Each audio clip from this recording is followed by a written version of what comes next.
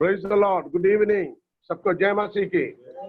एक बार और हम परमेश्वर की जिंदा कलाम को लेकर आपके पास आ रहे हैं और खुदावंद के शुक्रगुजार हैं आज के ये खूबसूरत समय के लिए और खुदावंद के जिंदा पाक कलाम के लिए जो आज खुदा ने हमें जो कलाम दिया है हम उसी पर आपको लेकर जाना चाहता है।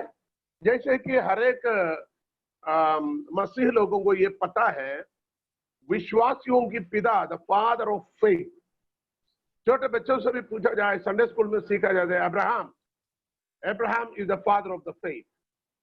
सवाल यही है, अब्राहम को खुदा ने विश्वासियों के पिता यानी ईमानदारों के बाप क्यों बनाया? What was the reason which God has made Abraham the father of faith? So उसके कई कारण आप बता सकते हैं। हम ये ढूंढ रहे हैं किस वजह से खुदा ने अब्राहम को विश्वासियों के पिता की दर्जा दिया। कुछ कारण को हमें देखना है, हमें सीखना है। जैसे कि मैंने जब कलाम को थोड़ा सा सीखा, पढ़ा, तो पढ़ते वक्त मुझे ऐसे लगा खुदा को तो हाबिल को विश्वासियों का पिता बनाना चाहिए था। लिसन केयरफुली, किसको? हाबिल को, क्योंकि जब इब्रानियों की पत्री, इब्रानियों की खत में हम जाएंगे 11 अध्याय के अंदर हम देखते हैं उसकी हाबिल ने 4 आयत में हिब्रू चैप्टर 4:11 तो जस्ट हम इंट्रोडक्शन में पढ़ रहे हैं ताकि आपके मन के अंदर बात को डालने के लिए।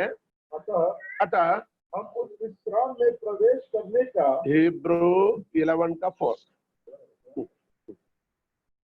Chapter 11 verse 4।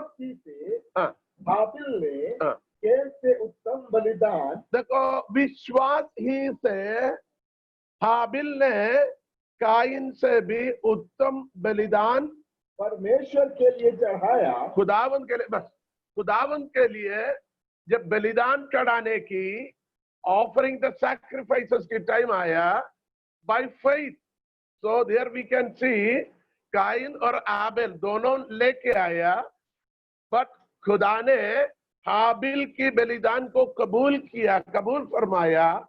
क्या था उसके ऊपर? हम यहां देखते हैं, there is the abundance of faith. उसकी जो बलिदान की चर्बी वाले भेड़ जो थे, या एक से अधिक भेड़ हो, लेकिन उसकी चर्बी से बढ़कर, मोटापन से बढ़कर, पौरोट से भी बढ़कर उसके ऊपर it's covered by the faith. बहुत सारे विश्वास उसके अंदर थे और उसके कुर्बानी के वस्तु में भी उसने जो अर्पण किया पूरे विश्वास के साथ अर्पण किया। सही है ना? उसमें कोई गलत तो नहीं, क्योंकि खुदावंद खुद कहता है विश्वास ही से हाबिल ने काइन से भी बेहतरीन कुर्बानी को, उत्तम बलिदान को खुदावंद के लिए चढ़ाया। आगे, और उसी के द्वारा उसके धर्मी होने की, उसी के द्वारा, किसके द्वारा? बलिदान के ना, विश्वास के द्वारा अर्पण किया हुआ बलिदान के द्वारा खुदा ने उसको धर्मी होने की गवाही दी। खुदा ने हाबिल की धर्मी होने का गवाही दी। That means the Almighty God has witnessed about the faith of Abel। या हाबिल का धर्मी होने के गवाही, यानी God declared Abel is the righteous one. That's the correct point. Who declared? Not any man, not any human being, not his parents or brothers, anyone else, but the Almighty God himself testified and given the witness.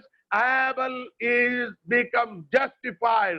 He become righteous and justified.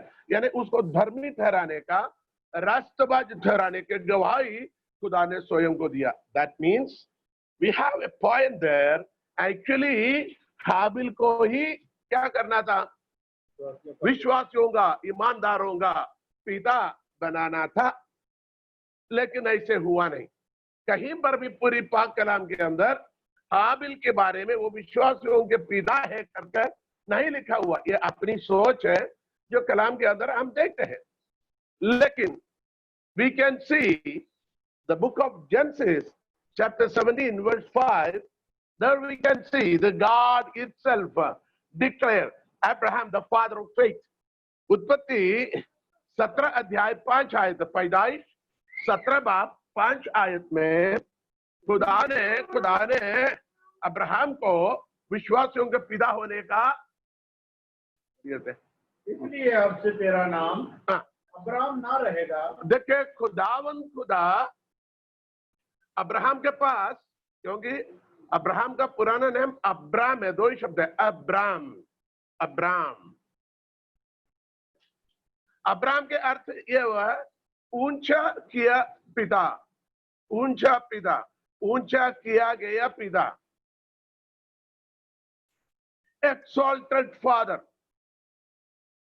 उसको exalt किया, ऊंचा किया, exalted father है Abram. लेकिन खुदा ने क्या बोला? खुदा ने कहा अब से तेरा नाम अब्राम ना रहेगा। तेरा नाम अब अब्राम ना रहेगा, परंतु तेरा नाम अब्राहम होगा। देखिए अब्राम से एक शब्द और जोड़ा, हम, अब्राहम के अर्थ होता है बहुजातियों का पिता, the father of the nations, बहुजातियों का पिता और ऊंचा किया हुआ पिता। पहले वो अपने परिवार में, अपने समाज के एक बड़ा भाई, एक बड़ा बेटा होने के नाते उसके बड़े दर्जे, स्थान, मान, सम्मान होता था। लेकिन खुदावंद कहता है अब तेरा नाम अब्राम नहीं बल्कि अब्राहम होगा। आगे पढ़िएगा। क्योंकि मैंने तुझे जातियों के समूह का मूल पिता ठहरा। बस जातियों का पिता का मूल, जातियों के समूह का मूल पिता ठहरा दिया, मूल पिता ठहरा दिया। चलिए एक दो आयत और हम पढ़ेंगे। रोमियों की पत्री, the book of Romans, Roman chapter 4 verse 11, रोमियों की पत्री 4 अध्याय 11वीं आयत। इन आयतों को हमारे कलीसिया के लोग जरूर लिखने का, नोट करना। मैं इसको देखूंगा, मैं पूछूंगा देखने के लिए। पास्टर सोलंकी जी ओके लिख दीजिएगा 4 अध्याय उसकी 11वीं आयत। उसने खतने का चिन्ह पाया कि उस विश्वास की धार्मिकता पर छाप हो जाए जो उसके बिना खतने की दशा में रखा था, जिससे वह उन सब का पिता ठहरे। वो उन सब का पिता ठहरे। किसके? विश्वास करने वाले सबके पिता ठहरे। नीचे पढ़िएगा। जो बिना खतने की दशा में विश्वास करते हैं ताकि वे भी धर्मी ठहरे। खतना किया हुए लोगों का भी पिता है, जो विश्वास के द्वारा बिना खतने के विश्वास किया उनका भी पिता ठहरे। देखिए कितनी सफाई से इस बात को कर रहे हैं। खुदा ने अब्राहम को विश्वासियों का, यानी खतने वालों का भी, बिना खतने वालों का भी पिता ठहराया है। ठीक है ना? अब आपको और आपको देखना है। 12 पूरा पढ़ लिया, 12 भी पढ़िए। और उन खतना किए हुओं का पिता हो जो न केवल खतना किए हुए हैं परंतु हमारे पिता अब्राहम के उस विश्वास की लीक पर भी चलते हैं जो उसने बिन खतने की दशा में किया था। बिन खतने की दिशा में किए हुए उन लोगों का भी पिता हो। देखिए खतने वालों का भी पिता, बिना खतने वालों का भी पिता है। जो प्रभु यीशु मसीह पर, खुदा बाप पर विश्वास करता है, उन विश्वास करने वालों का पिता है। मैंने 3 आयत, एक उत्पत्ति के 17 अध्याय 5वीं आयत बताया, इब्रानी 11 की 4 बताया, रोमी 4 की 11 और 12 बताया। इन आयतों के अंदर से अब्राहम को खुदा ने पिता बनाया। अब रोमियों की अध्याय 4 अध्याय की 11 और 12 पढ़ा। 17वीं आयत भी पढ़िए। हाँ, जैसा लिखा है, हाँ। मैंने तुझे बहुत सी जातियों का पिता ठहराया मैंने तुझे बहुत सी जातियों का पिता ठहरा। मैंने पहले कहा अब्राहम शब्द के अर्थ बहुत से जातियों के पिता, इसको आप नोट कर लेना। पहले उसका नाम अब्राहम नहीं था, एक शब्द कम था, अब्राम। अब्राम का मतलब ऊंचे किए हुए पिता, यानी अपने परिवार में, अपने कुटुंब में, अपनी बिरादरी में सब लोग मिलकर आप हमारा बड़ा भाई है, उसकी जो आदर सम्मान एक बड़े भाई का जो मिलता था वो ही था। लेकिन खुदा ने उससे बढ़कर सिर्फ अपने कुटुंबियों के, अपने परिवारों के पिता नहीं, बल्कि बहुत से जातियों के पिता बनाया। अब्राम से अब्राहम कर दिया। अब हम इसी पर आएंगे, क्योंकि खुदावंद जब उत्पत्ति 12 अध्याय में कहता है मैं तुझे एक बड़ा जाति बनाऊंगा। क्या करूंगा? सॉरी, मैं तुझे 12 अध्याय में सॉरी चैप्टर 12, पैदाइश चैप्टर 12 उसकी दूसरी आयत कोई पढ़े। और मैं तुझसे एक बड़ी जाति बनाऊंगा। मैं तुझसे, देखिए उस वक्त अब्राम के पास अपनी बीवी सारा के अलावा कोई संतान नहीं, न दासियों में संतान हो, ना उनकी स्वयं का हो, न दासियों में हो या सारा में हो, किसी में संतान नहीं थे। तब कहता है मैं तुझे क्या बनाऊंगा? मैं तुझे एक बड़ी जाति बनाऊंगा, बड़ी जाति बनाऊंगा, और तुझे आशीष दूंगा, तुझे आशीष दूंगा, और तेरा नाम महान करूंगा। तेरा नाम महान बड़ा करूंगा। तेरा नाम बड़ा कर, यहाँ देखिए महान नाम तो है, यहाँ उसके छोटा नाम को बड़ा कर दिया, छोटा पद को बड़ा कर दिया। थोड़ा सा एक बिरादरी, एक गांव में, एक कबीले के अंदर जाने वाले व्यक्ति को विश्व भर के, पूरे विश्व भर के तमाम मानव जाति जो पाक कलाम को सीखते हैं, पढ़ते हैं, खुदा पर ईमान रखने वाले तमाम जातियों के बीच में उसको पिता बनाकर उसका नाम इतना बड़ा कर दिया है। Hallelujah, hallelujah. अच्छा, हम उस आयत में वापस आएंगे। अब उसकी रोमी 4 का 17वीं आयत अभी आपने पढ़ा है ना? हाँ, पढ़िए, फिर से पढ़िए। जैसा लिखा है, मैंने तुझे बहुत सी जातियों का पिता ठहराया है। मैंने तुझे बहुत से जातियों के पिता ठहरा है, वैसे लिखा है। और उसके 18वीं पढ़ नीचे। हाँ, उसने निराशा में भी आशा रखकर विश्वास किया। उसने निराशा में भी आशा रखकर विश्वास किया। 17 और 18 है ना? उसने निराशा में भी आशा रखकर विश्वास किया। देखें, विश्वास का एक परिभाषा इधर हमें मिलता है, निराशा में आशा रखना। आशा की वस्तु की निश्चय, अंधे की वस्तुओं का प्रमाण है। लेकिन यहाँ एक और परिभाषा है, निराशा में भी आशा रखना, उसका कहता विश्वास। आज एक कलाम सुनने वाले हर एक लोगों को खुदावंद की कलाम के साथ में कहना चाहूंगा, आपको आशा में भी निराशा में भी आशा रखना है।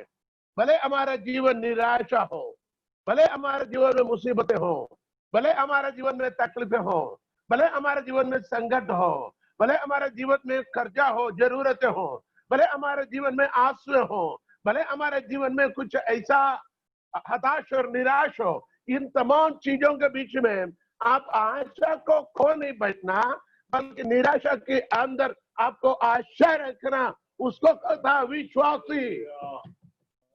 विश्वासी का परिभाषा क्या है? सलीब के चिन्ह को गले में डालने वाले विश्वासी है, या विश्वासी का लेबल लिखने वाले विश्वासी है, या मसीह नाम सरनेम लिखने वाले विश्वासी है?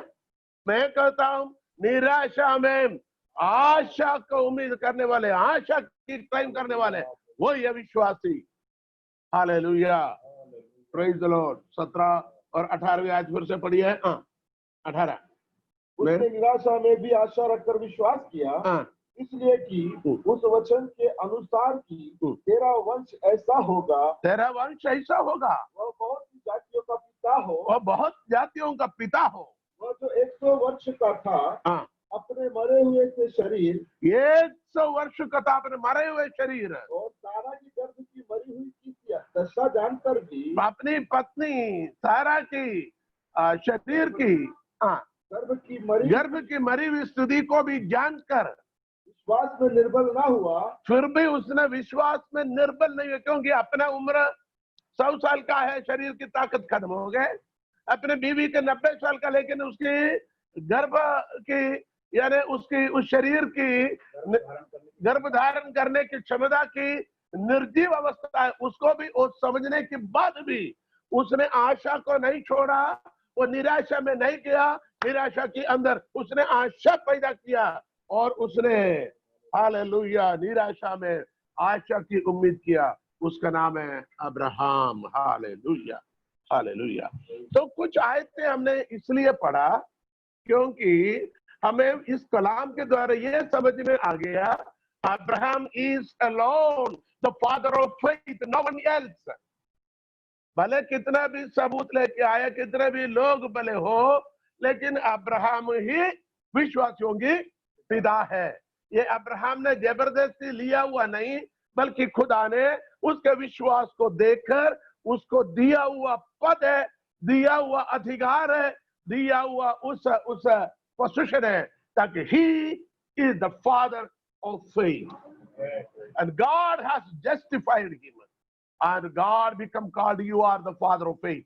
तुम विश्वासियों के पिता हैं। अब एक सवाल, ये थोड़ा सा क्या बोलेंगे, चेहरा देखकर क्या बोलेंगे, तरफदारी। ये थोड़ा सा परमेश्वर की तरफदारी तो नहीं है? किसी का चेहरा देखकर उसी को बनाए। आजकल होते कि नहीं, आजकल लोग अपने पसंद के लोगों को क्या करेंगे, ऊंचे स्थान में बढ़ाएगा। राजनीति में आप देखिए, जिसकी वाह तारीफ करने वाले को अच्छे अच्छे पद स्थान देगा, लेकिन खुदावंद ने ऐसे नहीं किया। इसका भी कुछ कारण है, उस कारण पर मैं आपको लेके जाऊंगा। मैं सबसे पहले कहता हूं, हमारी भारत के अंदर हिंदी भाषा में एक कहावत है, कुछ पाने के लिए कुछ खोना पड़ता है। उसको ऐसा कहते हैं, नो पेन नो गेन। ऐसा है, no pain no gain. That means आपको कुछ पाने के लिए कुछ खोना पड़ता है। इसका बाइबल के साथ एक ऐसा फ्रेज होता है, विदाउट क्रॉस नो क्राउन। यानी सलीब के बगैर आपको क्या नहीं, ताज नहीं, मुकुट नहीं। आपको मुकुट पाना है तो आपको सलीब उठाना। देखिए, मैंने 3 शब्द को आपके सामने रखा। इसका मतलब अब्राहम ने कुछ खोया है। इस पद को धारण करने के लिए, ये जानबूझकर मेरे को ऐसा पद मिलेगा इसलिए मुझे छोड़ना नहीं, बल्कि उसने परमेश्वर की आज्ञा को मानकर जो चल पड़ा, उसने बहुत कुछ को खोया। आप पूछिए क्या क्या खोया। नंबर 1, अब्राहम अपने परिवार के, अपने पिता तेरह के 3 बेटे थे। अपने पिता तेरह, उस तेरह के 3 बेटे थे। 3 बेटों का नाम क्या है? अब्राहम, नाहोर, हारान। अब्राहम, नाहोर, हारान।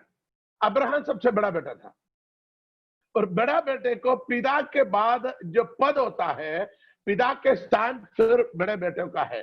यदि राजा है, राजा के पद फिर इस बड़े बेटे का है। यदि मंत्री है, उस मंत्री का पद इस बड़े बेटे का है। किसी चीज की वारिश है तो ये बड़े बेटे का है। ये नंबर 1 बातें हैं। नंबर 2, मैंने कहा इसका पिता तेरा निम्रोद नामक उस जमाने के, उस इलाके की एक राजा थे, निम्रोद, जिसका बहुत बड़ा मशहूर एक दानव, एक राक्षस जैसा उस देश पर राज करने वाला व्यक्ति थे निम्रोद, जिसके बारे में वचन के अंदर जिक्र किया, उत्पत्ति में लिखा हुआ है। नूह की प्रलय के तुरंत बाद उसके बारे में नाम लिखा हुआ है। तो निम्रोद के जमाने की उस निम्रोद जो राजा है, वो राजा की मंत्रिमंडल की एक जाने माने मंत्री थे अब्राहम के पिता। बाइबल में क्या लिखा हुआ? यहूदियों के इतिहास को बताने वाले कुछ ग्रंथ होता है। उन यहूदियों के, इस्राएलियों के, यानी इसके उससे पीछे जाकर सेमेटिक वंश, यानी शेमी वंश, सेमेटिक आप कौन है? ये नूह के 3 बेटे थे, शेम, हाम, याफेत। शेम जो है उसका, शेम के जो परंपरा है उसका कहते हैं सेमेटिक्स। तो सेमेटिक्स की कुछ इतिहास के ग्रंथों में जिसके बारे में जिक्र है, बाइबल में उसके बारे में लिखा हुआ नहीं। कि हम ऐतिहासिक ग्रंथों से कुछ ऐसे यहूदियों के वेबसाइट्स होता है, पुस्तकों को प्रकाशन किया हुआ, उसी से हमने सीखा हुआ चीजों को मैं आपके सामने लेके आ रहा हूं। तो निम्रोद की मंत्रिमंडल की एक जाने माने मंत्री थे 13। उस 13 की उस मंत्री का पद के बाद दूसरे मंत्री अब्राहम को बनना था, और उसकी पूरी अधिकार पद भी है।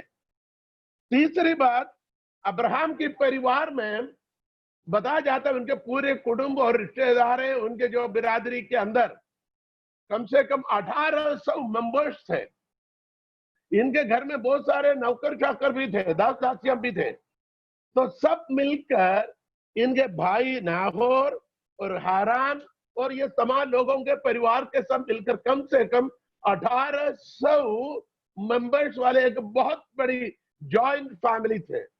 उस जॉइंट फैमिली का सबसे बड़ा बेटा था तो अब्राहम। उसको बड़े पद, बड़े स्थान, सम्मान, मान सब कुछ था। तीसरी बात, चौथी बात, ये बड़े अमीर लोग थे, बड़े दौलत इनके पास थे, जमीन जायदाद। क्योंकि यूफ्रेटिस और टाइग्रिस जो नदी होता है, वो नदी के डेल्टा प्रदेश में जो कस्बियों की शहर ऊर कहा जाता है, मेसोपोटामिया की, आज की जो इराक है, इराक से 100 किलोमीटर आगे बोस्रा नामक एक शहर होता है, जो सद्दाम हुसैन के समय पर, जो युद्ध के समय पर हमने उसके बारे में सुना है। तो उसके पास था ये जो कस्बियों के शहर ऊर। ये वहां, ये डेल्टा प्रदेश में दोनों साइड से 2 नदी है, यूफ्रेटिस और टाइग्रिस। उनके बीच का इतनी उपजाऊ, क्या बोलेंगे, फर्टाइल, उपजाऊ फलभूयिष्ठ भूमि थी। वहां भयंकर खेती बाड़ी दौलतें होता था और अपने स्वयं की कुछ बिजनेस होते थे। इतनी कोई कमजोर लोग नहीं थे, इतनी बड़े दौलत, इसकी पूरी अकाउंटेबिलिटी, उसके अधिकार रखने वाले इस अब्राहम, हालेलुया। इसके अलावा ये पूरे परिवार के लोग उस जमाने पर निम्रोद की मूर्ति बनाकर उसी की आराधना करना था। उस जमाने पर उस राजा की तस्वीर को रखकर आराधना करना था। निम्रोद की आराधना करने वाले एक परिवार। निम्रोद के अलावा उस जमाने पर और भी ईश्वरों को वो लोग मानते, जैसे सूरज, चांद, सितारे, बड़े बड़े वृक्ष, हवा, बारिश, इस प्रकार की चीज, आग, इस प्रकार की चीजों को भी वो लोग ईश्वर करके प्रपंच को भी मानने वाले समूह थे।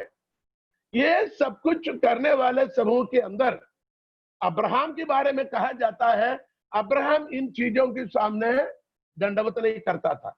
इवन निम्रोद के सामने भी कई बार उसके घर के अंदर अब्राहम के बारे में सवाल जवाब भी हो गया। निम्रोद की कान तक एक खबर भी मिल गया, ताकि अब्राहम उस परिवार में निम्रोद की मूर्ति के सामने आराधना नहीं करता।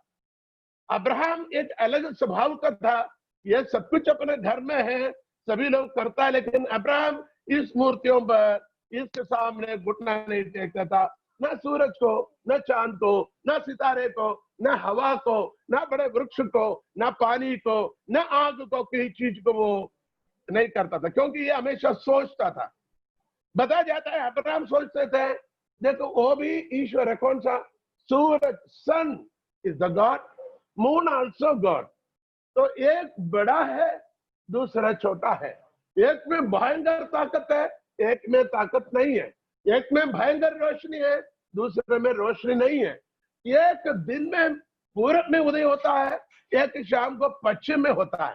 तो ये अब्राहम की सोच था, अरे ये कैसे हो सकता है, ये कैसे ईश्वर हो सकता, ये अलग अलग समय पर अलग अलग दिशा में उसका माना ये कभी ईश्वर नहीं हो सकता है।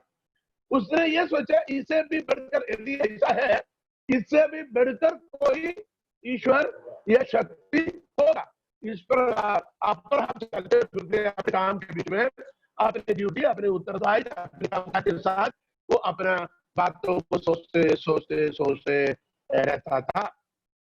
लेकिन ध्यान से सुनिएगा, ऐसे रहने वाले अब्राहम को एक दिन परमेश्वर प्रकट हुआ है। परमेश्वर ने उसको पुकारा। हालेलुया। परमेश्वर ने अब्राहम ने पुकार कर कहा, तुझे क्या करना है? मैं तुझे दिखाने वाले देश की ओर तुझे जाना है। Hallelujah, hallelujah. यहाँ पर इसके बारे में परमेश्वर के वचन पर हमें बहुत सारे बातों को हमें पढ़ना जरूरी है। लेकिन अभी हम 12 अध्याय की 2 आयत हमने पढ़ा, उसकी दूसरा और तीसरा आयत पढ़िए। और मैं तुझसे एक बड़ी जाति बनाऊंगा और तुझे आशीष दूंगा और तेरा नाम महान करूंगा और तू आशीष का मूल पिता होगा। तू आशीष का मूल पिता होगा। जो तुझे आशीर्वाद दे, जो तुझे आशीर्वाद है उन्हें मैं आशीष दूंगा, उसे मैं आशीष दूंगा। और जो तुझे कोसे उसे मैं शाप दूंगा, और भूमंडल के सारे कुल तेरे द्वारा आशीष पाएंगे। देखिए, उसकी 12 अध्याय की पहली आयत से पढ़े तब उसको आपको समझ में आएगा। और कोई अध्याय की पहली आयत से पढ़िएगा, वहां क्या लिखा हुआ है, इतनी सफाई से लिखा हुआ है। इसके बाद खुदा ने उनको जाहिर हुआ और खुदावंद ने अब्राम से कहा, ध्यान से पढ़ना, अब्राहम है क्या? अब्राहम। खुदावंद ने अब्राम से कहा, अपने देश और अपने कुटुंबियों और अपने कुटुंबियों और अपने पिता के घर को छोड़कर उस देश में चला जा जो मैं तुझे दिखाऊंगा। देखिए, खुदावंद ने क्या कहा? अब्राम से कहा कि तू अपने वतन, अंडरलाइन करना, तू अपने वतन, अपने नातेदारों के और अपने बाप के घर से निकलकर उस मुल्क में जा जो मैं तुझे दिखाऊंगा। सर्वशक्तिमान परमेश्वर अब्राहम से एक दिन प्रकट होकर कहता है, तू अपने वतन को छोड़ना, तू अपने पिता के घर को छोड़ना, तू अपने नातेदारों को छोड़ना, इसको छोड़कर मैं तुझे दिखाने वाले देश की ओर जाना। जब जीवित खुदा ने जब अब्राहम से ये बात किया, ऐसे हम समझते और सीखा जाता है, इससे पहले किसी ईश्वर ने अब्राहम से बातें नहीं किया, न किसी से बात किया हो। अब्राहम के अंदर एक जज्बा थे, एक जोश थे, ताकि ईश्वर को देखे और ईश्वर को सुने। उसके अंदर हमेशा एक एंग्जाइटी था, एक उत्साह था, एक जज्बा था, एक इच्छा था, मुझे क्या करना, मुझे ईश्वर को सुनना है, ईश्वर को देखना, वो कैसा है, क्या है। लेकिन अचानक एक दिन वो जैसे सोचते सोचते चलते फिरते रहा, तो एक दिन जिंदा खुदावंदों का खुदा, जो जिंदा खुदा, एक दिन अब्राहम से कहा, हे अब्राहम, अब्राहम को कहकर कहता है कि तू अपने वतन और अपने नातेदारों के बीच से और अपने बाप के घर से निकलकर उस मुल्क में जा जो मैं तुझे दिखाऊंगा। देखिए, हमारे लिए सबसे प्यारा क्या है? हमारे लिए हमारा देश प्यारा है, हमारा वतन हमारे लिए प्यारा है। हम हिंदुस्तानी या पाकिस्तानी या रशियन या अरब या अमेरिकन, हम किसी देश के बारे में कितने गर्व से कहते हैं, yes I am American nationality, I have British passport, I am Indian, I am Pakistani, यानी अलग अलग देश, जो भी देश में पैदा हुआ वो अपना देश भले हो या बुरे हो, उस देश के बारे में वो गर्व करता है। तो अब्राहम को खुदावंद कहता है तुझे पहले अपने वतन को छोड़ना है। पूछे खुदा ऐसे क्यों? हम यहाँ रहकर आपकी आवाज नहीं सुन सकते?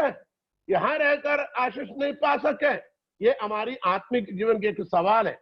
हमारे Christendom, in all Christendom there is the question where we are living, why can't God speak to us? हम जहां पर है वहां खुदा हमसे बात क्यों नहीं कर सकते? लेकिन कलाम क्या कहता है? You have to leave first of all your country. If God wants to speak to you, if God wants to appear before you, if God wants to bless you, if God wants to prosper you, first of all, you have to leave your country. आपके देश को आपको छोड़ना जरूरी है। Number 2, देश के बाद अपने नातेदार, अपने रिश्तेदार। हमारे रिश्तेदार के बारे में हम बड़े गर्व करते हैं। ये सब मेरे रिश्तेदार, ये मेरे चाचू, ये मेरे मामा, ये मेरे काका, ये मेरे रिश्तेदार, ऐसे करके बोलने में हम कितने कितने उत्साहित होता है। लेकिन खुदा कहता है कटो द नेम ऑफ यूर नातेदार, तुम्हारे रिश्तेदारों को, भाई बंधुओं के नाम को तुम्हें काट डालना है ताकि उसको भूल जाना है। You have to exit from there, you have to be come out. आपको वहां से, उन बिरादरी से, उस समाज से आपको बाहर आना है। नंबर 3, पिता के घर। भले अमीर ना हो, गरीब हो, फिर भी पिता के घर तो पिता के घर होता है। पिता के घर में जाना चाहता है, पिता के घर के बारे में कहता है। पिता के घर हमारी संपत्ति है। पिता के घर से एक चम्मच भी मिले तो बड़े खुशी से लोग लेके आते हैं, ये मेरे पिता के घर से मिला था, ये मेरे पापा ने दिया था, ये मेरे मम्मी ने दिया था, ये मेरे दादा दादी ने दिया था, ये मेरे नानी ने दिया था। उसको संभाल कर रखते हैं। So listen, first of all Abraham अपना देश, उनके बड़े खेती बाड़ी दौलत संपत्ति, ये नहीं समझना वो झोला छापते करके। Don't think he was a stranger, don't think Abraham was a poor man, but he was one of the richest man in that era. इतने बड़े अमीर व्यक्ति, दौलत में रहने वाले लोग, ये सब कुछ होने के बाद भी उसने क्या किया? इन चीजों को जैसे खुदा ने कहा वो वहां से निकल पड़ा है। अभी मैं आपको बताऊं, पहले मैंने कहा है ये कम से कम 1800 से भी ज्यादा मेंबर्स वाले घर की एक बड़ा बेटा है, बड़े भाई के दर्जा है। ये कल्दियंस, कस्बियों, उर्दू में कस्बियों कहता है। ये कल्दियों बड़े मशहूर लोग थे उस जमाने के। वो हट्टे कट्टे शूर में भी थे, बड़े ताकतवर थे, बड़े नामदार लोग थे। उनके नाम और यश बड़े मशहूर थे, कल्दियंस। वैसे बड़े ऊंचे, बड़े जाने माने बिरादरी, कुटुंब के, परिवार के, समाज के थे वो। इसके अलावा ये मेसोपोटामिया आज के इराक है। आपको मालूम है Iraq is the house and hub of the old civilisation. विश्व नागरिकता के हब होता है मेसोपोटामिया। तो आप समझ लीजिए दुनिया के इतिहास के जो हब थे, जो जड़ था, ये वहां रहने वाले थे। और मैंने पहले कहा ये यूफ्रेटिस टाइग्रिस 2 नदी के डेल्टा प्रदेश में बहुत सारे जमीन जायदाद के, बहुत सारे जानवरों की संपत्ति के, बहुत सारे अनाज उनके संपत्ति उनके थे। और मैंने कहा ये अगले जमाने के एक मंत्री या राजा बनने वाले थे। ये अपने पिता की अगला वारिस बनने वाले थे। ये बहुत बड़े परिवार के सबसे बड़े भाई होकर बड़े अधिकार और पद चिन्ह उसके पास संभालने वाले थे। वो एक बहुत बड़ा धनी और अमीर व्यक्ति थे। ये सब कुछ को आप इकट्ठे थोड़ा सोचिए, ये सभी कुछ, मैंने कहा वो अपना देश का एक तरफ का राजा था, अपने देश के सबसे बड़े जाने माने व्यक्ति थे, अपने देश के, अपने इलाके के बड़े अमीर व्यक्ति थे। अपने कुटुंब, अपने बिरादरी, अपने उस समाज के बड़े मान्य व्यक्ति, आदर के व्यक्ति थे, बड़े दौलत के अधिकार रखते थे, बड़े पद और स्थान, सम्मान, मान सब कुछ रखने वाले थे, लेकिन सब कुछ एक ही शब्द के पीछे सब कुछ उसने छोड़ दिया, सब कुछ छोड़ दिया। सब कुछ छोड़कर वो एकदम एक पागल की तरह, मैं कहता हूं, मैं अपनी भाषा माफ कीजिए, एक पागल की तरफ वो एकदम निकल पड़ा। कहां जा रहे? बोले खुदा ने मुझसे बात किया। लोग बोले कौन सा खुदा? हमसे अभी तक, हमारे बाप दादाओं से अभी तक कोई खुदा बात नहीं किया, बल्कि हमने खुदा से बात किया, कभी खुदा ने जवाब में हमसे बात नहीं किया। हमने कितने कितने ईश्वरों की मूर्ति को देखा, पूजा किया, कभी किसी ने किससे बात नहीं किया। तुमको किसने बात किया? कौन सा परमेश्वर है? अब्राहम को बोलने के लिए कुछ नहीं, एक परमेश्वर है, जीवित है। उसने मुझसे कहा तू यहां से निकल जा, मैं तुझे एक और देश है, इससे भी बढ़कर, यह दो नदी का डेल्टा प्रदेश है, लेकिन मधु और दूध की धाराएं बहने वाली देश देने के लिए खुदा ने वादा किया है, मैं तो चल पड़े। हम क्या बोलेंगे? बिल्कुल इसका दिमाग खा सके। He become crazy man. He is mad or crazy because he left everything behind. प्रेरित पौलुस कहता है सब कुछ, जो कुछ मेरे लाभ के थे, सब कुछ मैंने हानि समझा, बल्कि मैंने कूड़ा, बल्कि कचरा समझा। अभी इसके साथ थोड़ा कंपेयर करके देखिए। पौलुस रसूल के जीवन में जितने दौलत थे, जितने पद थे, जितने अधिकार थे, सब कुछ छोड़कर उसने कहा सब कुछ मैंने हानि समझा, बल्कि कूड़ा और कचरा समझा। वैसे यहां अब्राहम ने भी ये सब कुछ छोड़कर, अगले मैं मंत्री बनूं या राजा बनूं, या मेरे बिरादरी, मेरे समाज का बड़ा भाई बनूं या बड़े पिता बनूं, मुझे कोई फर्क नहीं पड़ना। अभी मेरे से भी बड़ा एक पिता, मेरे पिता से भी बड़ा एक पिता ने मुझे आवाज दिया, अब्राहम तू मेरे पीछे चल, तुझे दिखाने वाले देश को जा और मैं तुझे एक बड़ा जाति बनाऊंगा। मैं शादीशुदा हूं, मेरी एक पत्नी है जिसका नाम साराई, ध्यान रखना साराई। वो 90 साल हो रहे, मेरे 100 साल हो रहे, अभी तक हमें कोई संतान नहीं, हमारे आगे का कोई आशा, कोई उम्मीद नहीं। मरते वक्त हमारे मुंह में पानी डालने के लिए कोई बच्चा नहीं, मरने के बाद हमारे जनाजे को, लाश को कंधा देने के लिए कोई बच्चा नहीं। हम कौन सी जाति बनाना? हमारे रिश्तेदार हमें ताना मारते हैं, हमें ताना मारते हैं और हमारे पीठ पीछे बदनाम करते हैं, हंसी मजाक उड़ाते हैं। किसी ने यह नहीं बोला तू चिंता मत करना, तुझे बड़ा जाति बनाऊंगा, तू परेशान नहीं होना, हम तेरे साथ है। किसी ने अब्राहम को सांत्वना की शब्द नहीं दिया, लेकिन एक अचानक खुदावंद की आवाज उसने सुना, कहा मैं तुझे एक बड़ी जाति बनाऊंगा। Hallelujah, praise the Lord. हमारा खुदावंद कितना महान खुदावंद है। हालेलुया। वो निराशाओं में आशा प्रदान करने वाला है, वो अंधकार में हमें रोशनी देने वाला है, जहां से कोई आवाज, कोई जवाब इसकी मन की व्यथाओं को, इनकी जरूरतों को, इनके ख्वाहिश को, इनके परेशानी की कोई जवाब कहीं से भी नहीं मिलता था। लेकिन हालेलुया, उनके समाज के किसी ने उनकी व्यथाओं में जवाब नहीं दिया, लेकिन खुदावंद खुदा उनके पास उतरा कर कहता है तो चिंता मत करना, मैं तुझे बड़ा जाति बनाऊंगा। Yes, I will make U a great nation. मैं तुझे बड़ा जाति बनाऊंगा, मैं तुझे एक बड़ा जाति, मैं तुझे एक बड़ी कौम बनाऊंगा और बरकत दूंगा और तेरा नाम सरफराज कर दूंगा। सो तू बस इस बरकत हो, तू 22 बरकत हो, तू बरकत की कारण हो, तेरे द्वारा और भी लोग। और उसके नीचे और आयत में पढ़ेंगे, तीसरी आयत, जो तुझे मुबारक कहे उनको मैं बरकत दूंगा, और जो तुझे कोसे लानत करे उस पर मैं लानत कर दूंगा, और जमीन के सब कबीले तेरे वसीले से बरकत पाएंगे। देखिए, ऐसे शब्द अब्राहम के पूरे जीवन में, उनके पितरों के जीवन में भी कभी बोलकर नहीं सुना। अब्राहम के जीवन में सुना है, मैं तुझे एक आशीष के कारण बनाऊंगा, तेरे द्वारा दुनिया के पूरे वंश आशीष पाएंगे। तुझे कोई कोसे, तेरे ऊपर कोई भी शब्द कोई उल्टा बोले, मैं उसको श्राप लानत दूंगा।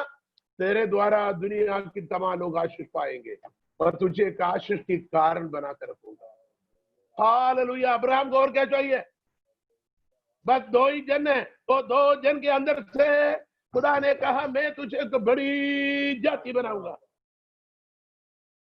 खुदावंत को वही इच्छा थी, हमारे पीछे एक नस्ल हो, एक संतान हो, एक बच्चा हो, काना हो, लूला हो। लोग बोलते कि नहीं, अरे एक बच्चा कम से कम लूला लंगड़ा हो हम उसके पालेंगे, लेकिन एक बच्चा हमारे कोख से जन्म हो जाए, भले अंधा हो, भले अपाहिज हो, लंगड़ा हो, कोई बात नहीं, एक तो बच्चा हो जाए प्रभु। यहां पर खुदा कहता मैं तुझे एक बड़ा जाति बनाऊंगा। अब्राहम ने इस वचन को सुनकर एकदम निकल पड़ा। उस मैं कहता हूं ही अट्रैक्ट, जैसे मैग्नेट पर जैसे लोहा चिपक जाता, उससे भी ज्यादा पावर से, परमेश्वर की उस मोहब्बत से, परमेश्वर की उस प्रेम से आकर्षित होकर एक पागल की तरह वो चलते पड़ा। खुदा ने बोला निकल पड़ा। कहां की ओर जाना उसको खुद मालूम, पूर्व में जाना, पश्चिम में जाना, उत्तर में जाना, दक्षिण उसको पता नहीं, लेकिन उसने क्या करा? वो चल पड़ा, निकल पड़ा। वो निकल कर एकदम चलते हुए उसने यूफ्रेटिस नदी को पार किया। अब्राहम जो नाम लोग कहते कि नहीं, उसके बारे में कहता हूं इब्री है। इब्री मीन्स इब्रानी। जैसे हम कहते हैं ये हिब्रू, आपने सुना हिब्रू भाषा होती है, जाति होता है। अब्राहम के संतानों को क्या कहते हैं? इब्री कहते हैं, हिब्रूस। वहां से फिर इस्राएल निकला है। इस्राएल कहां से निकले? अब्राहम के पोता, अब्राहम के बेटे इसहाक, इसहाक के बेटा याकूब, याकूब के बेटे याकूब के बेटे से क्या हुआ? ये 12 पुत्र निकलकर क्या बनी? इस्राएल बनी। तो ये पूरी नस्ल जो चली है ये इब्री है। उसको कहता है एबर की संतान, क्योंकि इसका बड़े बाप का नाम एबर है। वचन में लिखो एबर। एबर क्यों कहते हैं? कहा जाता है नदी पार करने वाला। क्या? नदी पार करने वाला, क्योंकि ये लोगों ने नदी पार करके आया। इनको नदी पार करने की जरूरत नहीं। 2 नदियों के बीच में भले हुई इतनी बहुत खूबसूरत जमीन पर वास करता है, लेकिन उसने उस नदी को पार करते हुए, उस नदी पार कर वो दिखाने वाले परमेश्वर का वो देश की ओर चला। तो बताया जाता है एक तरफ इनके रिश्तेदार, परिवार के लोग कहता मत जा, तू कहां जा रहे, इधर आ, पीछे बुला रहे। और कुछ लोग उस पर खड़े होकर देख रहे, ये चीखना चिल्लाना, और इस बीच में से एक व्यक्ति या उसके साथ कुछ लोग नदी पार कर निकले हैं। तो जब नदी पार कर निकले हैं तो कहता है इब्री, नदी पार करने वाला, इब्रानी, इस प्रकार शब्द आया करके हम सीखते हैं, पढ़ते हैं कहीं। यानी वह अब्राहम को परमेश्वर ने विश्वासियों के पिता बनाने के कारण क्या था? He left everything. He left all behind. He quit it. He refused it. He counted it as junk. उसने सब कुछ कचरा, कूड़ा समझा, हानि समझा, है ना? क्यों? पूछे क्यों? Because he heard the glorious God. तेजोमय परमेश्वर की उस सामर्थ्य, आकर्षित, प्यार से भरा हुआ, हालेलुया, रहमत से भरा हुआ, बरकत से भरा हुआ उस शब्द उसके हृदयों को कान में नहीं बल्कि उसके पूरी जीवन में गूंज गया। उस शब्द से आकर्षित किया। और मैं कहता उसने तेजोमय परमेश्वर को देखा होगा, एनकाउंटर में देखा होगा। He left everything and he followed. He obeyed the word of God. उसने खुदा की कलाम को ओबे किया, and he began to follow the Lord Almighty. Hallelujah. उसने वचन को माना है. मानने के मतलब क्या?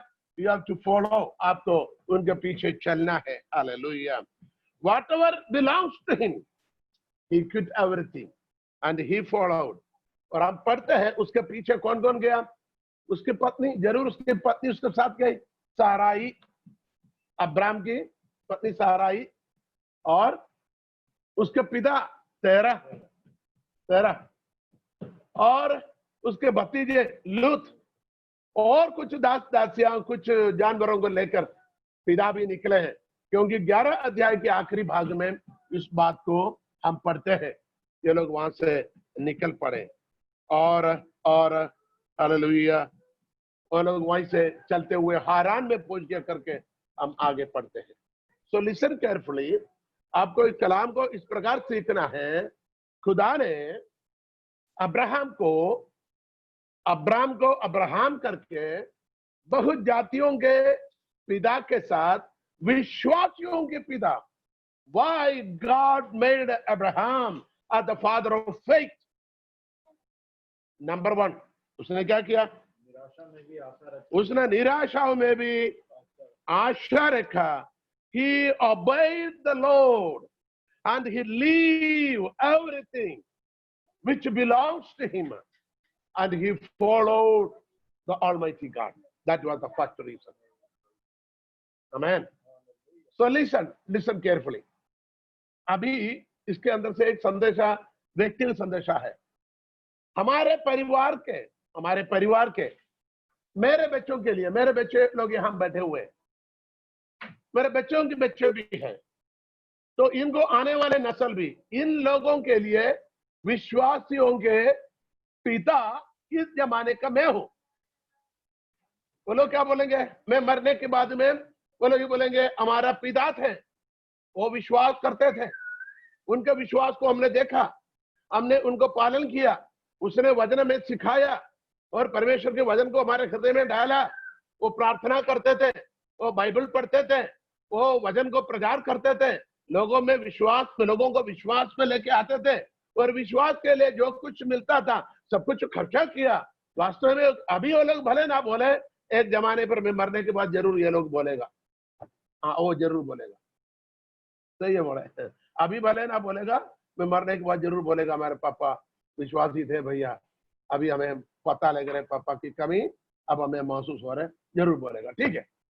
तो भले आपके पीछे जो वचन सुनने वाले, कलाम सुनने वाले, आपके पीछे जैसे डॉक्टर साहब बैठे, डॉक्टर साहब के पीछे कोई वचन बताने वाले, कोई पिता करके कोई है नहीं था, लेकिन अब इनके पीछे आने वाले लोगों उन्हें देखकर बोलेंगे हाँ, हमारे कुटुंब में फलाना, हमारे बड़े भाई या हमारे अंकल या हमारे फलाने क्या किया, विश्वास के लिए निकल पड़े, उसने बड़ी कष्ट उठाए, बड़ी मुश्किल से चले आए, बड़े परेशानी से चले, परिवार के लोगों ने घर से निकाल दिया, संपत्ति पूरा कब्जा कर लिया या अधिकार को ले लिया, दौलत को छीन लिया. लोगों में ऐसे होता है ना, लोग विश्वास के लिए निकल पड़े, उसको घर से निकाल दिया, घर से मिलने वाले कोई दौलत संपत्ति को नहीं दिया है, शादी ब्याहों में उन्हें बुलाता नहीं था, कोई घर परिवार के बड़े बुजुर्ग मरता है तब भी उनको खबर नहीं देता था, उनके घरों में खुशियों में भी या दुख में भी जाना मना थे, उन्हें हमेशा बदनाम करते हुए उन्हें उनके बिरादरी से अलग करता था. बहुत परेशानी उठाए. मसीहत को, इस सच्चाई को हम तक आने के लिए बहुत से लोगों ने बहुत कुछ खोया, खोकर ये विश्वास हमारे पास तक आया. इसी तरीके से अब्राहम ने क्या किया? विश्वास के लिए बहुत कुछ खोया.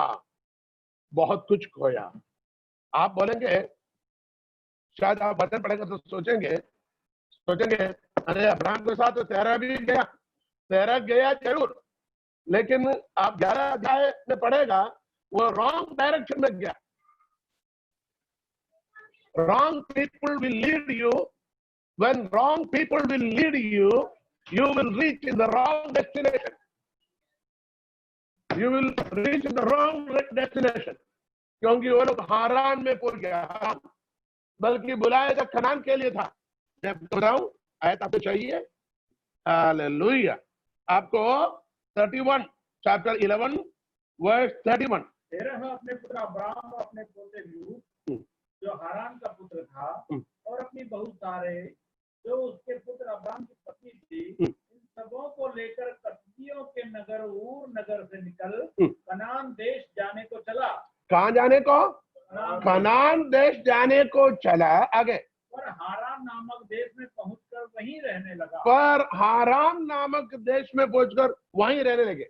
हम जियोलॉजी देखेंगे, कनान और हारान का इट्स एंटायरली डिफरेंट लोकेशन। हारान वो लोकेशन है, they followed the delta bank of the Euphrates river. Euphrates नदी के तट की ओर चलते चलते चलते चलते नदी तट पर चलते चलते चलते हारान में गया, वहीं ठहरा। बुलाया, निकला कहां जाने के लिए? कनान जाने के लिए। Listen carefully. व्हाई? बिकॉज आवाज अब्राहम ने सुना। लीड कौन कर रहे हैं? पिताजी। ध्यान से सुने। कई लोगों का प्रॉब्लम यही है, बुलाहट आपकी है लेकिन आप पितरों को, वचन कहता तू अपने पितरों के, अपने कुटुंबियों को, अपने पिता के घर को और अपने वतन को छोड़ना। ये पिता को आगे लेके गए हैं। बुलाहट पिता के नहीं था, बेटे के थे।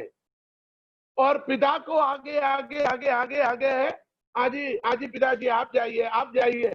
और पिताजी के पीछे आवाज सुनने के बाद भी, लिसन केयरफुली, दर्शन देखने के बाद भी, आवाज सुनने के बाद भी आप पिताओं को, पितरों को, बिरादरियों को, बड़े बुजुर्गों को उसी की बात मानकर फिर भी उनका पीछे चलेगा।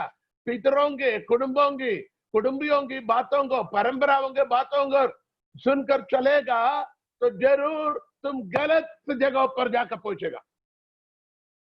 इसको समझ आ गया? फिर से बताता हूं, बुलाया कनान जाने को, एकदम दक्षिण को जाना था, लेकिन ये लोग कहां की ओर गए मालूम है? ये लोग एकदम उत्तर की ओर गया। ये उत्तर की ओर गया, वजह क्या है? क्योंकि रॉन्ग डायरेक्शन। इसका पिता तेरा, उनके कुछ क्या थे? कुछ संपत्ति थे, भेड़ बकरियां, जानवर थे। तो भेड़ बकरियों को खाने के चारा और पीने की पानी ये नदी में मिलता था। नदी किनारे उसको चराने की जगह भी था। तो लोगों ने क्या किया? उस चरागा और उस दरिया नदी के किनारे पकड़ पकड़ कर हारान में जाकर, जहां अच्छी सुविधाएं थे, वहां जाकर बोला अब ठीक है, अब अपन यहीं रहेंगे। एक और संदेशा है, बहुत सारे लोग परमेश्वर की वचन को सुनकर, उसकी बुलाहट को सुनकर खुदावन के पीछे चलने के लिए निकल पड़े। कहां से? अपनी कुटुंबियों को, अपनी बिरादरियों को, अपने पिता के परिवार को, अपने वतन को छोड़कर निकला जरूर, लेकिन दुनिया की आर्थिक आशीषों को, ध्यान से सुनो, दुनिया की आर्थिक आशीषें और दुनियावी लोगों की सलाह से चल कर कहां जाएंगे? गलत जगहों पर जाकर ठहरने लग जाता। बोलते हैं हम निकल पड़ा था, कुछ भी नहीं। जब हम निकल पड़े थे कुछ भी नहीं था, खाली हाथ से निकला था। प्रभु को धन्यवाद, अभी जानवरों की संपत्ति हो गया, जमीन जायदाद हो गया, घर हो गया, गाड़ी हो गया, बेटे बेटियां हो गया। उदाहरण के लिए मैं आम लोगों की बात कर रहा हूं। अच्छा ठीक है, आप नहीं ठहरेंगे। यही आजकल की आत्मिक जगत की सबसे बड़े गलती है, क्योंकि they are leading and misguiding into a wrong direction by the wrong people, and the result will be you will reach in the wrong destination and your destiny will be utterly wrong. यदि आपको समझ में आ गया तो प्रभु को धन्यवाद दें। इसलिए आपको हमेशा क्या करना? हिब्रू चैप्टर 12 के 2, विश्वास के कर्ता, सिद्ध करने वाले यीशु की ओर देखते रहे। आपको किसने बुलाया? क्यों बुलाया? कहां जाने के लिए बुलाया? वहां की ओर देखिए, वहां की ओर चलिए, और उसी मार्ग पर जो तेरे बुलाने वाला सच्चा है, उसी राह पर चलिए। जरूर तुम अपने मंजिल पर पहुंच जाएगा। दुनिया की थोड़ी देर के लिए खुशी देने वाले दुनिया की दौलत, संपत्ति, मान, आदर, सम्मान के पीछे तुम्हारे दर्शन को नहीं खोना. You have to keep your eyes, fix your eyes into your God, whom you called you. आपको बुलाने वाले खुदा की ओर आपका नजर को रखना है. हालेलुया. यदि आप ऐसे रखकर चलोगे, surely, without any doubt, surely you will reach into that destination to where God has called you, and surely you will receive that all blessings which God has promised you. Because the God is the faithful God. He is not a man to say lie, and he will say yeah mean yeah, and he will give you all the blessings which he promised and he kept aside for you. So looking unto Jesus and work faithfully, tune your ears to listen the word of God. Fix your eyes unto the Lord and watch your steps. आपके कदमों को, आपके राहों को आप संभालिए, उस राहों में चलिए. Surely God is faithful to take you into the right place where he wants to take it you. Hallelujah. Hallelujah. आइए हम इस टॉपिक को आज हम समाप्त करेंगे. We will continue on tomorrow the same topic or with the next point. So today we are going to pray. आज तक यदि किसी ने अपने जीवन में स्वर्गीय कनान जाने के लिए, स्वर्गीय परमेश्वर की उस स्वर्गीय वादों के लिए, स्वर्गीय परमेश्वर के द्वारा यदि आपने सुना नहीं, प्राप्त ना किया है, तो today is the time you have to seek. It shall be found. Ask, it shall be given. Knock, and it shall be opened for you. If you are ready to seek, यदि इसको पाने के लिए यदि आप चाहते हो, तो God is faithful to reveal his plans and purpose before you. But you have to raise your head and look unto the Lord, and he is faithful to appear before you to lead you. Amen. Let's pray. Father, in the name of Jesus Christ, we come to the divine presence with a great expectation, with all the friends and relatives, the brothers and sisters who are watching and listening the message. Lord Father, speak to them, call them, select them, elect them, and lead them into the proper place, Lord, towards to the heavenly kingdom, the heavenly Canaan. Lord, I pray and bless everyone in the name of Father, Son, and Holy Ghost. Thank you for listening and answering the prayer. In Jesus' name I pray. Hallelujah. Praise the Lord. Thank you for watching. God bless you. We will meet you same time tomorrow. Until, in Jesus' name, I bless you. In Jesus' name. Amen. Hallelujah.